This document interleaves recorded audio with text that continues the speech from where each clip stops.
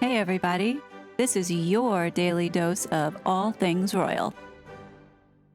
Welcome back everyone. This is part 3 of this little mini series of going over the blind items from Crazy Days and Nights. Before we begin, I just want to clear something up because I've seen this in the comments the last couple days when blind item is referring to the illiterate one. It's not a mistake. It's not supposed to be illiterate, meaning she can't read or write. It means the repetition or use of the initial consonant, which is right because Meghan starts with an M and Markle starts with an M, so you have MM, which is what the alliteration is supposed to mean. If there's any questions, please don't hesitate to ask it in the bottom of the comment section. Okay, now that we've cleared that up, time to dive in. Apparently, the illiterate former actress turned royal now wants an annual salary for the work she is doing. She wants a cut from that real estate empire to the tune of about $400,000 per year. Once again, pay attention to the date that this was posted in 2019. We,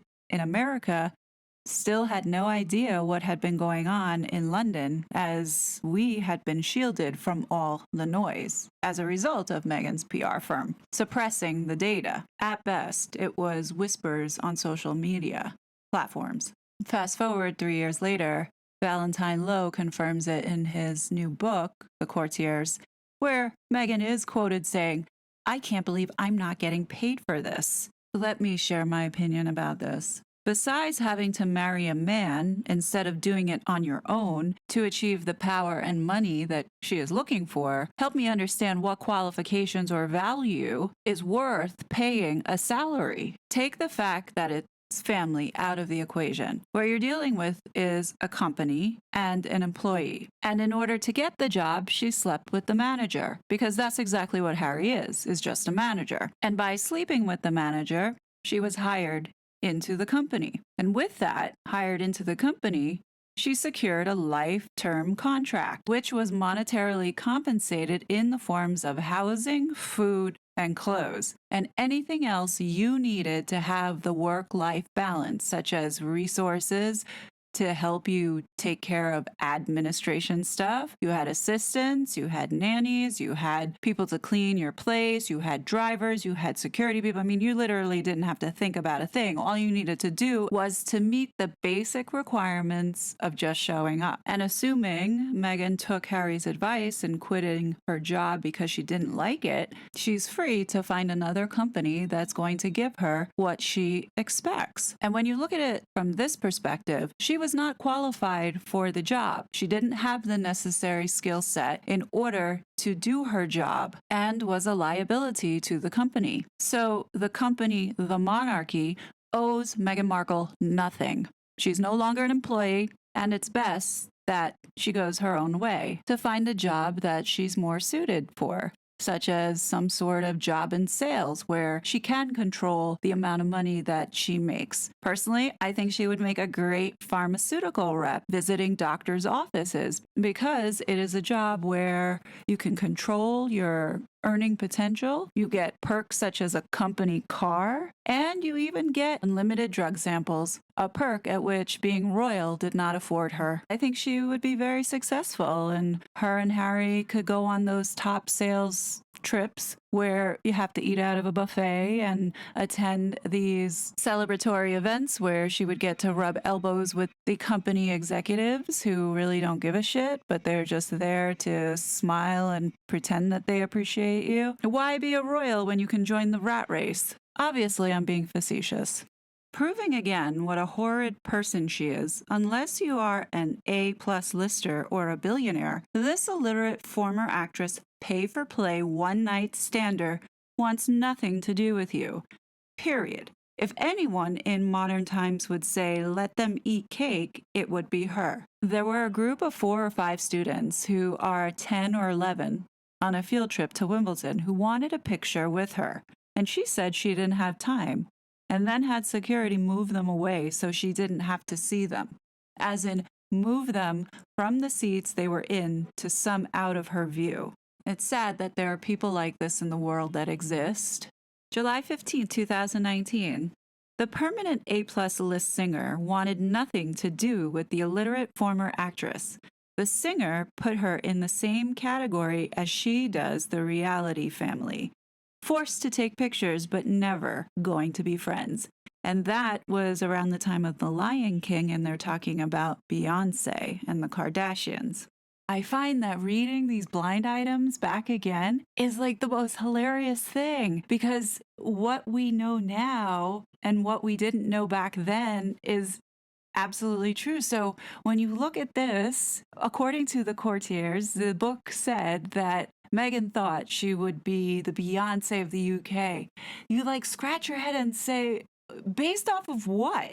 Like, Meghan Markle and Beyonce are two worlds apart. One has an insane amount of talent, and the other one is just a failure at everything. Not only that, Beyonce is a kind and generous person who really does support female empowerment, while the other one is mean, nasty, and downright evil. And this piggybacks off of the Lion King premiere, where it says the illiterate former actress hates doing the royalty thing unless there are A-listers in attendance. She bailed on a commitment she was going to do with her husband that is really important to the family. No A-listers mean no show. We didn't want to give up, or we didn't want to turn our backs on the associations and the people that we've been supporting. This moment was so cringe to watch, between Harry trying to sell Disney on Meghan doing voiceovers, and then Meghan telling Beyonce and Jay-Z that they were really there to pitch, which jokingly she said it, but you know that there was truth to that, which is so thirsty and so cheap and tacky. It took all of a week for the illiterate former actress to forget the royal intervention about how you treat people to wear off. Apparently, this week she went to a shop during business hours and had a security team shoo everyone out because she didn't want to have to interact with anyone. Now, this one I'm not so sure about. I couldn't find anything about it, nor do I recall anything on it. Perhaps maybe the palace cleaned it up. Now, this blind item is something I didn't know.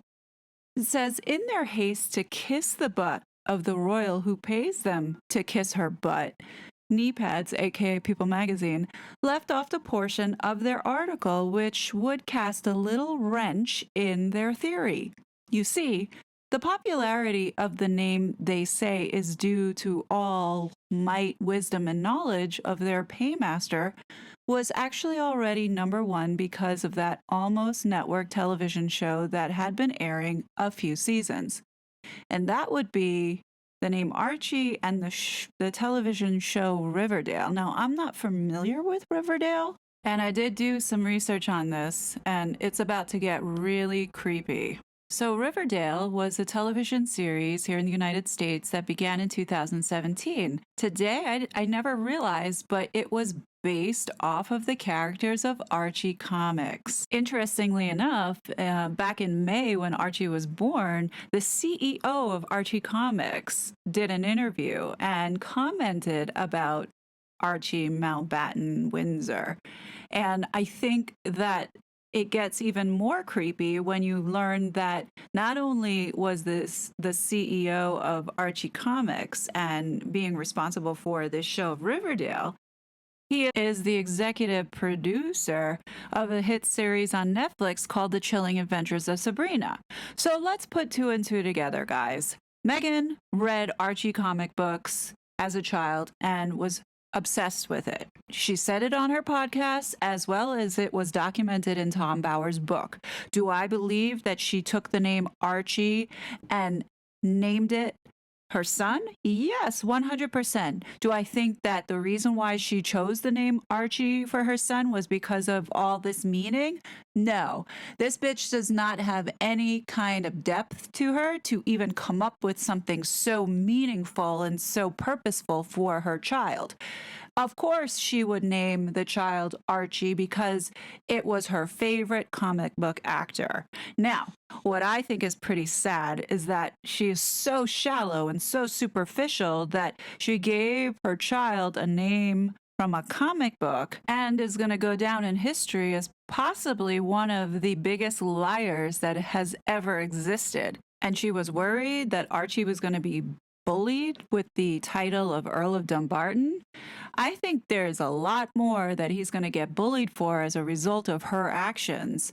If those children really do exist, I mean, I believe Archie is real, but as far as the second one, nah, I don't think so. But that's just my opinion. I do feel a tremendous amount of sadness that those kids are going to grow up realizing that their mother is the biggest laughing stock at this moment.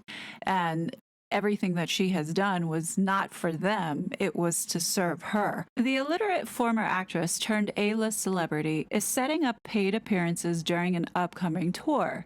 That would be a first for someone in her position. So notice the date that it's August 18, 2019, when this was revealed. So I would guess that this was the upcoming Africa tour. And I'm going to guess that this was the paid appearance for this African charity. What I find really disgusting about this was that she brought Archie's old clothing to give to the women who need more than just Archie's old clothing.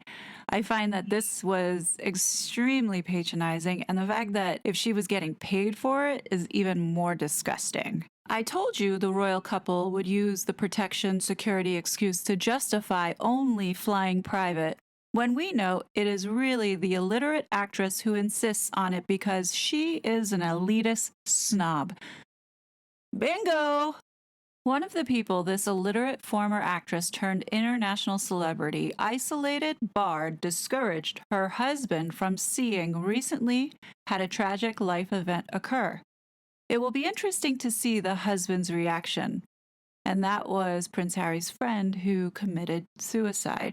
These two don't give a shit about anybody but themselves, and they use other people's grief and pain for their own advantage. Now, if Meghan Markle really was considering suicide when she was pregnant with Archie in 2018, don't you think there would have been some kind of prevention, considering that Harry is so up into mental health and promoting Better Up, that this would have been something he would have either spoke out publicly about or even gone to the funeral, but decides to write a private note? Like, what the heck is that going to do? And I wouldn't be surprised if her suicide story was stemming from this particular guy taking his life and using it for her own purposes. I can confidently say that she is consistent in taking other people's suffering and exploiting it for her own. So it would not come as a surprise if she was inspired by this man killing himself to then make a joke and mockery out of suicide and mental health on Oprah Winfrey.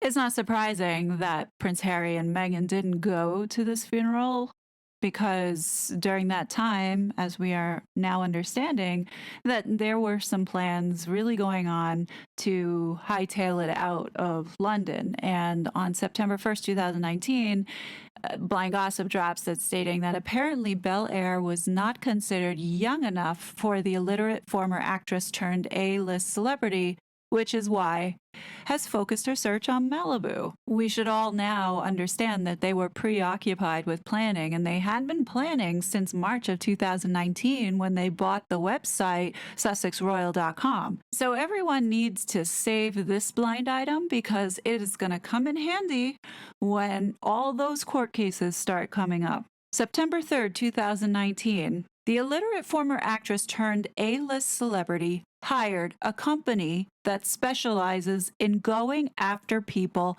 on social media who criticize their clients using bot farms. This should be fun. And the first person that needs to be looked into is Ian Sexton. There is a celebrity drug dealer in NYC who caters only to the elite. He has also killed off a few over the years. Apparently, he was told to be prepared to bring his best Coke tonight for a very VIP guest. She has a lot of partying to make up on. Yeah, I could believe it. This was the time when she went to go see Serena play and was flirting, or at least looks like she was flirting with Serena's husband by showing her hoo-ha at him. I don't know intentionally, but She looked quite rough that day, and the photos show her making all sorts of weird facial gestures, quite over animated. Now, this seems so crazy to me, but this says this illiterate former actress earned herself $250,000 by having a 30-minute lunch with a group of people who each paid five figures to attend. You mean to tell me you can't find better things to do with your money, but to spend it on this woman? I'm assuming that it was this event.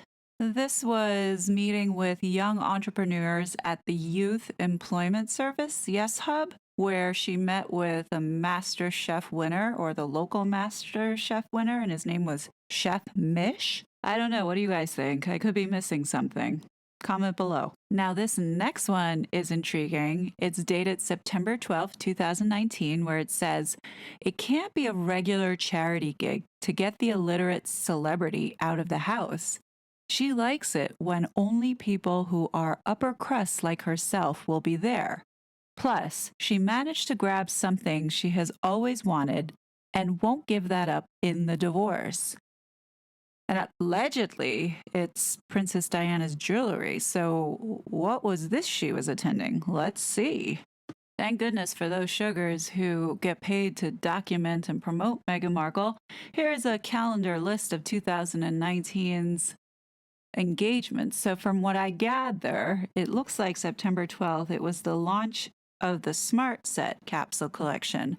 Now, I don't know if there was any celebrities there, but it does say that it is in collaboration with several British brands, so assuming that they are high-end to some degree. Now, the question is, what piece of jewelry are we talking about? Well, let's take a look at the pieces of jewelry that Meghan has of Diana's. I don't think it's these butterfly earrings that Meghan wore in Australia. But then there are two bracelets that she wears. Actually, there's a simple gold bracelet that was worn for the SmartWorks line. But then there's the diamond tennis bracelet that she wore to the New York Gala. Somehow I feel like it's Diana's Cartier watch. Even though I know that she allegedly has one that she had bought before meeting Harry and had it engraved to herself, I do believe that she would want the real thing because she is into labels and Cartier is a big label.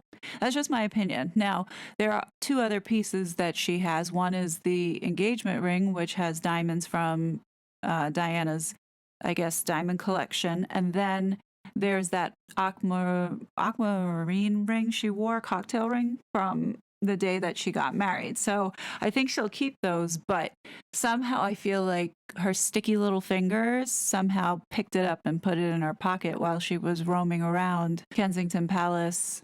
I have no doubt that she has many souvenirs from her time while being a royal. Now, I remember this time because it was when stories now started to leak out about Meghan. I believe this is when the first whispers of Meghan making Kate cry and the situation with the bridesmaid's dress. And with this blind item, it says the PR team of the illiterate former actress turned royal have doubled their previous budget, and you can tell. Their goal is to have 3 stories per day in the 10 biggest English-speaking tabloids. So let's not forget that October was the month that they were going to Africa, and according to Tom Bauer's book, where it said that this was supposed to be a rebranding of some sorts for them. And on top of it, they were going to, or at least Meghan was going to be suing the Mail on Sunday because of the debacle over the People magazine article about the 5 friends and Thomas Markle. So rightfully so. And I now remember how barraged we were with all these puff pieces and, you know, the right to privacy. Here in the United States, it was consumed in positioning the narrative, and I truly believe that this was part of the legal strategy. It was so much propaganda being pushed out, and the narrative of her being so hurt over her father betraying her, and then the palace not listening to her, and her life was turning upside down, and she was doing the best that she could, but nobody asked if she was okay. I mean, it was just nonstop. And I remember saying to myself, this is not normal. Considering prior no interest in her whatsoever, now all of a sudden she's consuming the US media with all these stories that made her look like she's having a really tough time and we should feel sorry for her. This, I believe, was the plan. I think what's really awful about this is how her father knew the truth and was watching her blatantly lie to the world and at the same time attack him and carry out a PR strategy that positioned him in this light of being a deadbeat father. Now, I don't know about you, but as a parent and you have given everything to your child and they turn around and kick you like this, that's got to be so painful to see. And I just don't understand how someone who has been put in a position of privilege is so incredibly ungrateful and so ugly as a human being. And just knowing this information, the Sussex brand represents evil and it represents exploitation. And when I see anything that they're touching, it turns me off because that means that whoever is associating with them is okay with the behavior, which is bad behavior, of Meghan Markle. I used to like Tyler Perry. I used to like Oprah. I don't like them anymore because from what I see, everything is fake. You can't, in good conscience, if you are a genuinely decent person, support someone who is openly dishonest and absolutely cruel to others. What does that say about you? And what's the saying that goes, you are the company that you keep? So that's just my opinion. And the same, and I hope Netflix is listening because they need to understand they are attached to a brand that is a sinking ship. Now, this blind item couldn't be more on the money. Keep in mind that the date is October 3rd, 2019, and this is the time where they went to Africa. It says the illiterate royal had a total of 3 events where she was given money on her trip. She also has managed to make the previous well-liked husband of hers into something who is 180 of that. Now, don't believe that they didn't get paid for this interview with Tom Bradbury on ITV News. I guarantee that there was money that switched hands. Same way that money switched hands with Gayle King and Oprah when they set up their initial agreement. Go back to Tom Bauer's book. It's all there. Also, start looking at Travelist and understand the real purpose of that company that's set up. Even though these 2 liars were promoting it as it going to be a charity, it's a for-profit business. So help us understand, where did the money go from the Royal Foundation when it was transferred over? So now the feud around this time, it's getting worse between the illiterate former actress turned royal and her in-laws. It is all being done quietly behind the scenes and online in some cases, but no words are forthcoming publicly. It is shocking how this once very close family now doesn't speak unless forced by circumstance. Look, I know many of you have an opinion about Thomas Markle Jr. and Samantha, and I respect that. But say what you want. At the end of the day, Samantha and Tom were telling the truth from the very beginning, and they warned everybody. I want to read this out because I'd like to give credit to where it's due.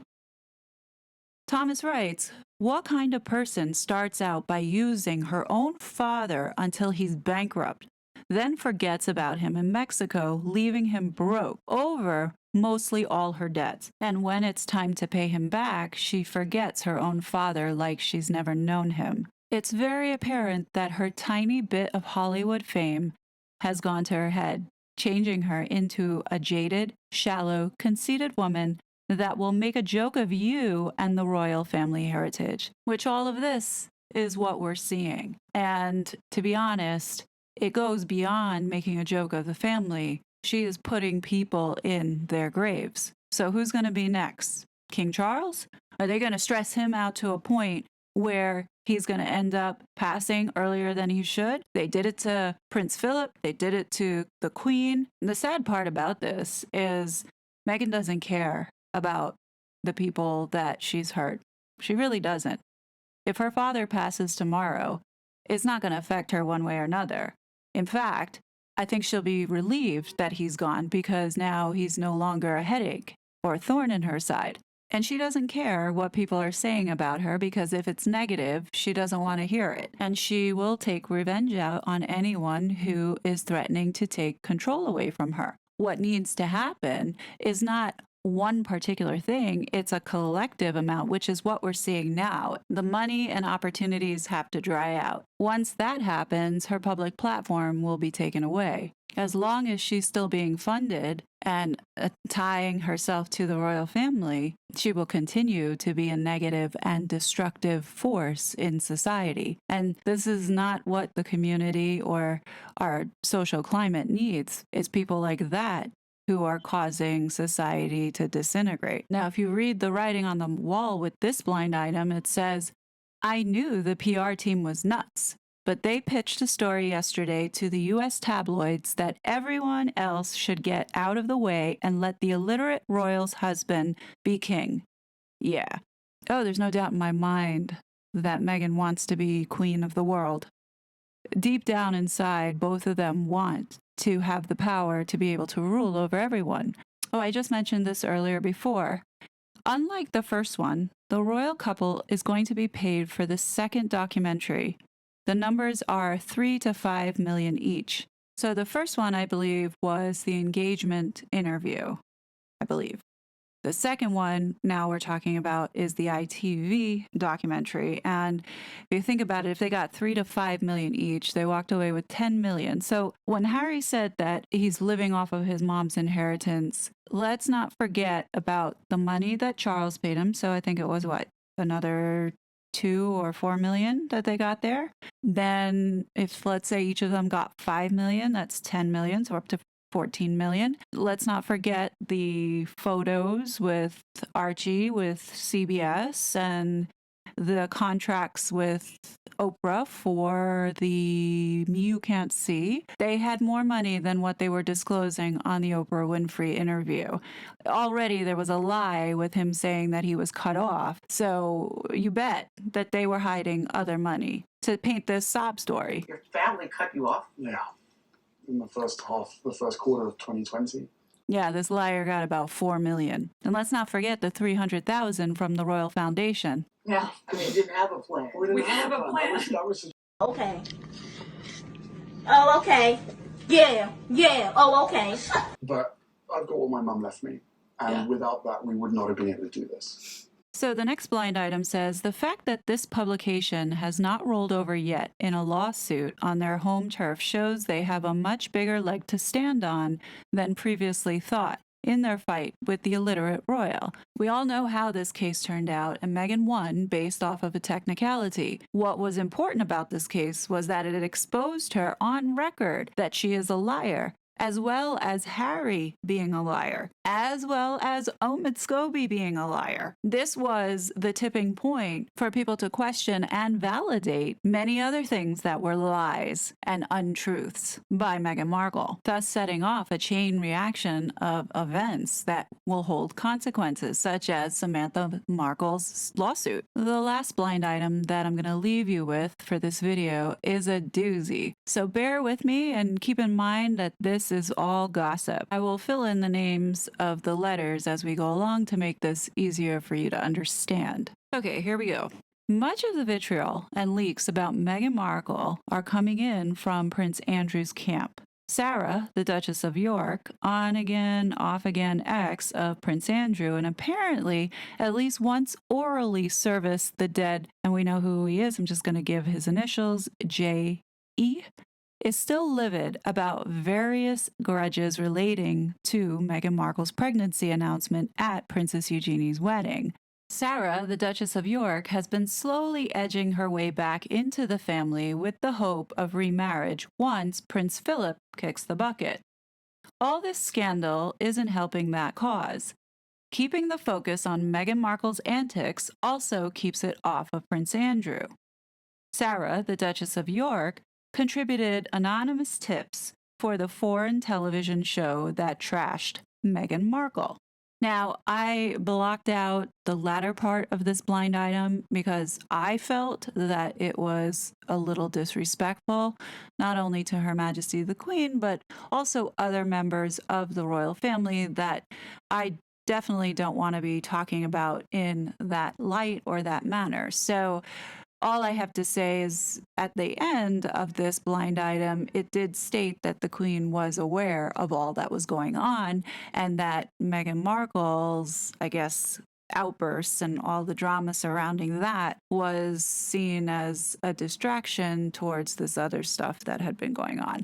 You guys can go to the website and look at the blind item yourself if you're so interested, but I choose not to read out the rest of it just because I want to be respectful. All right, folks, that's the end of today's video. We still have a lot more to go, so please don't forget to like, hit subscribe, click the notification bell button, and I will be back soon. Thanks, everyone. Bye. I was such a fraud.